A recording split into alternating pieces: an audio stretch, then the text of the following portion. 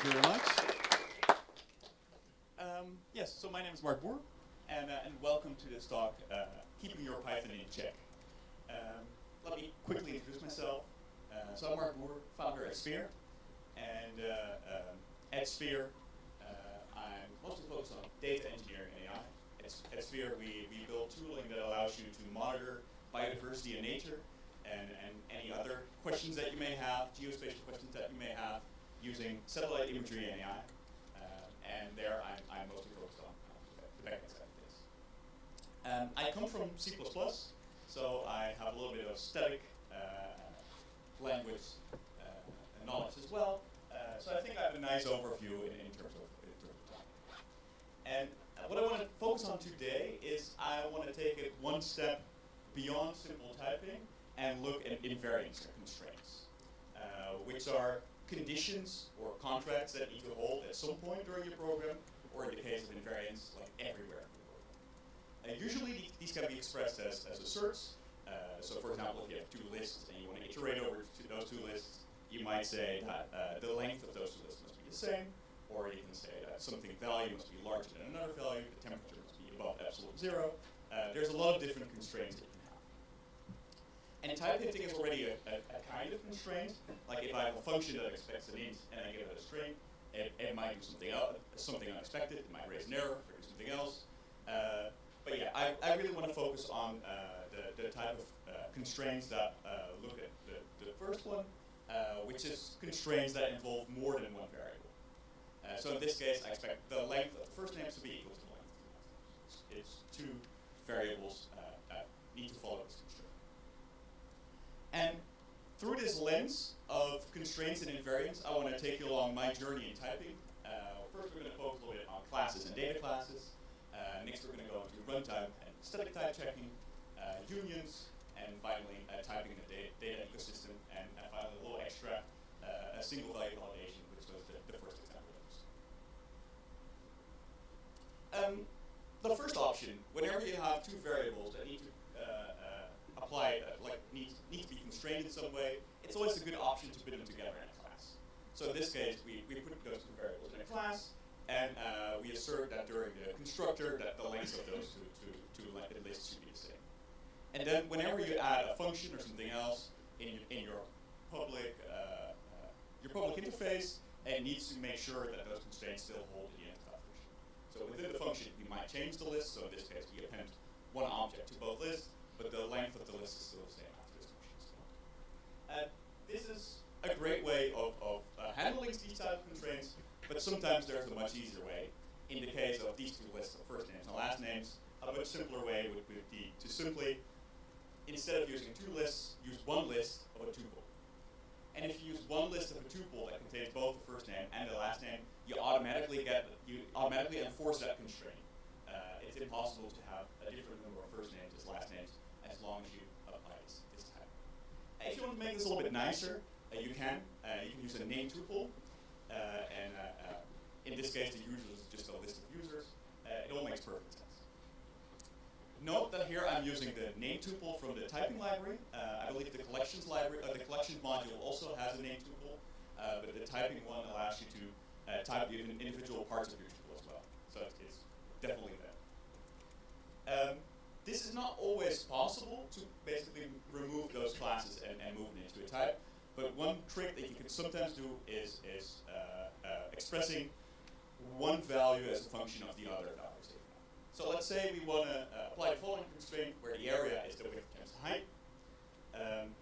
I can, instead of having a class that has three attributes, width, height, and area, I just create a class that has two attributes, width and height, and I calculate the area just in time whenever I need it. So this constraint is basically enforced this way. There's no way to create an invalid data set this way. Sometimes this is also not possible, and I really need some proper data validation, and I usually go through the following list of options. Whenever I need a container for my data, I first check, is it really just a container for my data, just a combination of variables, nothing else? In that case, I use a name tuple. When I need a little bit more validation or some member function, I go for the data class. If I need better validation even, I go for adders, which is a third-party library. It's basically just data classes on steroids. It's a really nice library. And if I need even more serialization, runtime type checking, and those kind of things, I go for Pydantic. In this case, we're going to just go straight for Pydantic. We've seen the first two ones, but there's some cool examples that I want to show you with Pydantic as well. So let's consider that same class. We have this rectangle with a width, a height, and an area. And in Pydantic, we have the notion of validators. We have field validators that allow us to validate individual fields, or model validators that allow us to really validate multiple attributes at the same time. So in this case, I validate that the area is equal to a type. Yeah, I can take this one step further even.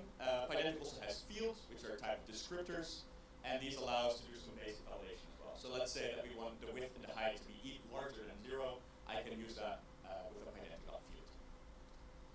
So here, you see, Pydantic really allows you to do a lot of validation to really make sure that at runtime, the data is of the type that you expect it is, and the values are also the way you expect them. It could be a little bit stricter though.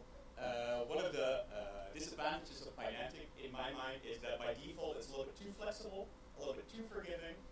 For example, whenever you pass it a keyword argument that is not part of the type definition, it will just run just fine. So in the case of the rectangle, if we add a volume is 10 there, this will run just fine. And usually for my use cases, when I'm more like my data science type of role, I think those are really not needed. What I do, the way to disable this option is to say extra is for me, and then it will actually raise an error actually this time. Pydantic does a little bit more than data classes though. So by default, Python obviously does nothing with type hints. So we have a function that expects an int, and we pass it a string, it will run just fine. It might crash because it didn't expect a string, but it will run, or it will try to run. And Pydantic does something more. It does a little bit of type checking and type coercion even. So if we pass it with the string is 3, it will convert that 3 into an integer 3. Or if we pass it some other string which cannot be converted to an int, it will simply fail. It will raise an exception. So this is where we get into this distinction between runtime type checking on the one hand and static type checking on the other hand. It's kind of weird that there is this distinction in Python, but yeah, unfortunately we have to live with it.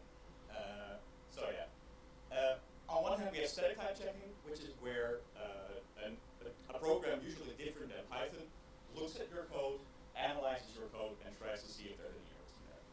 And tools that you can use to do this are things like MyPy, which I think is the official static type checking library, or Pygrunn, which is the one I prefer, made by Microsoft, or like I prefer even more, like in my editor, just give me that little squiggle there that says that I'm doing something wrong. And on the other hand, you have runtime type checking, which is where Python really checks that the types are of the types that you expect during runtime. We've already seen Pydantic. Pydantic does runtime type checking, but there's also other options like typeguard or beer type, which allow you to decorate functions as well. So in this case, with the bear type, if you call this function func with anything other than an int and a string, it will fail. It will raise an exception. And finally, of course, there's just your code itself. If you write an assert instance somewhere, there's also a type of type check, runtime type check. Now, how do you combine these? The way I typically combine them is by doing runtime type checking at the boundary of my application, so at the public interface of my application or my library, and doing static type checking everywhere else. And the cool thing is that something like Fast API already does this automatically.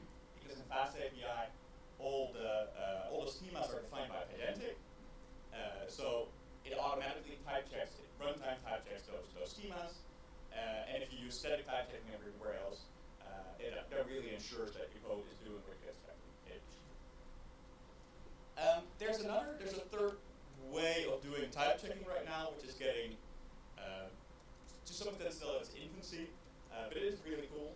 It's where you basically enable runtime type checking everywhere, and bear type has functionality for this.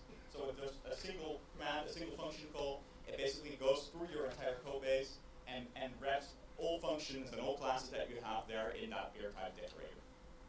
Behind the scenes, it does a little bit smarter things, but that's how you can think of it.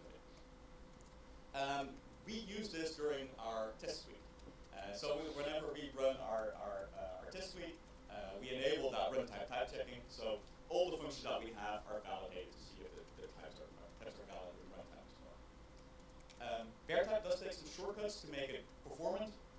So they only randomly check one value in a list. So for example, if you pass it a list of ints, it will check that the value itself is a list. It will take a random element, check that as a list, and check a random element of that list and check that as an int. So instead of checking every single int and every single list in those lists, it just does 3 checks, which kind of makes sense. Also feels kind of dirty, but this is the way that it works, and that they keep it performant, and you can really run it in production as well. I haven't experimented with running it in production, but it could definitely be. Now going back to those constraints, one of the places that we often see constraints that are kind of hidden as well is whenever we use unions. So in this case, we have a function that expects an int or a string, another int or a string, and returns the int or string. And you can see, because there's 3 unions, there's already 8 ways of calling this function. 2 times 2 times 2 is the number of possibilities to call this function. It could either be int, int, int, or int, string, int, or like all the options that we have. Even though, if you look at the implementation of this function, there are basically only 2 valid ways of this function. And it's either all ints or all strings, so just 2. So 6 out of those 8 options are invalid. And the way that we solve that here is quite simple by using a generic. So we say type var, and with the type var, you basically indicate that either everything should be an int, so it expects int, int, and return type int, or everything should be a string. And I have a cool example from our code base, which is our application settings. So in this case, we have our application settings, and our application can either run in locally for development or on production. And if we run it locally, we use SQLite, for example, and if you run it in production, you would use Postgres. And you can already see there's a ton of unions here, because optionals of strings are basically just a union between a string and a none. So we see at least 4, maybe even 5 if you include the literal there, unions in my code. And the way that we solve this is by basically splitting this one settings class into two different classes. So we have one class for the SQLite settings and one class for the Postgres settings, and you can basically see all the unions have disappeared. We obviously still need a union because we want to. There should be an option between those 2 different settings, and the way that we do that is with discriminated unions. So Pydantic has this special notion of discriminated unions, which is a really nice way of defining these type of unions. So in this case, we have our union here, SQLite settings and Postgres settings, and then we annotate it with a discriminator, which is a Pydantic function that allows you to do some really cool stuff. I'll quickly explain what typing annotated does. So typing annotated is a way of annotating types with different types of metadata. So in this case, we can, for example, say we can decorate an integer with a random string. That works. In the previous case, we saw that we annotated a union with a discriminator object. It's often used by frameworks to add functionality to types. So it can be used for validation. In the previous case, we saw it's being used for serialization. I think Fast API uses it for dependency injection, but it's usually used during runtime. Like in theory, it should be able to be used statically as well during your life. You could probably write a MyPy plugin that uses those type annotations, but usually it's used during runtime. One of the disadvantages of these annotations is there's usually quite a high level of magic involved. It's not really clear what's going on, but it does allow you to do some really, really cool stuff. So in the case of Pydantic, it allows you to use a discriminated union. So basically what we say here is look at that value DB engine, and if the DB engine is SQLite, try to initialize the SQLite settings object. And if the DB engine value is Postgres, try to initialize that Postgres object. So this model validate will convert this dictionary into a settings object with the SQLite settings. So that's this is a really nice way of doing this. This also works in Fast API very nicely. So if you have an API that expects 2 different types of objects, for example, it expects like a triangle or a square, this is the way you can do it really nicely. These type of unions and hidden constraints you also often see in Python's data ecosystem. For example, NumPy pad has an option called mode, and depending on the mode, it accepts type of keyword arguments. There's also, like, whenever you look at the documentation, if you see things like argument is ignored when or only significant when, that's usually an indication that you have these hidden different types. But one thing I want to focus on right now in the data ecosystem is in the case of machine learning. If you've ever done any type of machine learning, you've probably run into these matrices: X-train, X-test, Y-train, Y-test. So even though they're just NumPy matrices or NumPy arrays, they are heavily constrained. I could write those constraints as a bunch of asserts. As you can see, it becomes really quite ugly quite quickly. So what I would used to do whenever I would write like a scikit-learn code was I would basically print the shape of those matrices after every node was done. That way I can check that I didn't do something wrong. Because I want to, if I subset the first, I also expect to subset the second one. And one nice way you can do this is using text typing.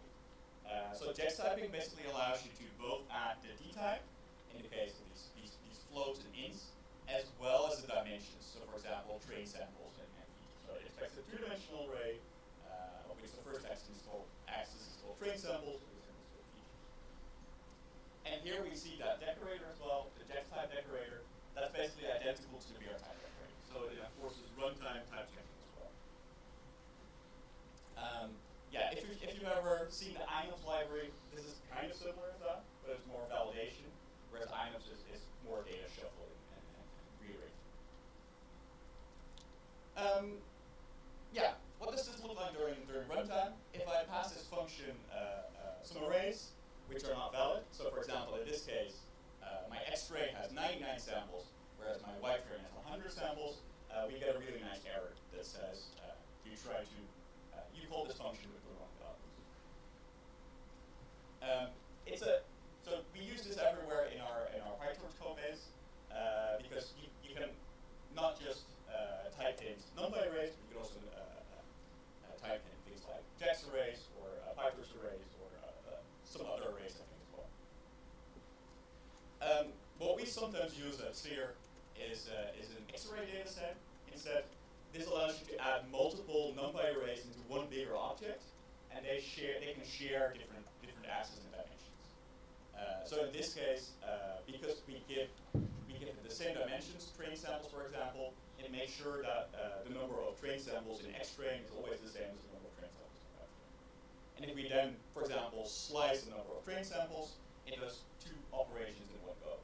So it both takes the first 10 training samples from X-train, and it also takes the first 10 training samples from Y-train. This is a really cool library that allows you to do some really cool stuff when you have multiple interconnected NumPy arrays that you need to trip.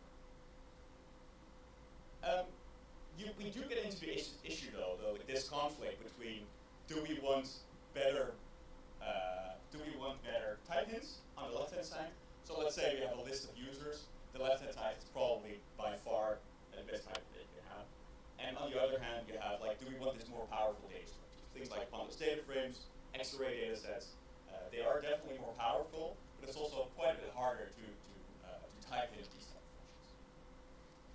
So instead, you can use an assert here that says the number of columns is first name and last name. I think there's definitely a place for both. On the left-hand side, I would probably go for it if it's just a user, whereas if I would have like 100 columns, then the bundled data frame makes a ton more sense. Also, Python wouldn't be Python if someone came up with a solution for this as well. So, just like the JAX typing, there's a library called Panera that allows you to basically add like schema validation to your typing as well. So in this case, we expect our data frame model.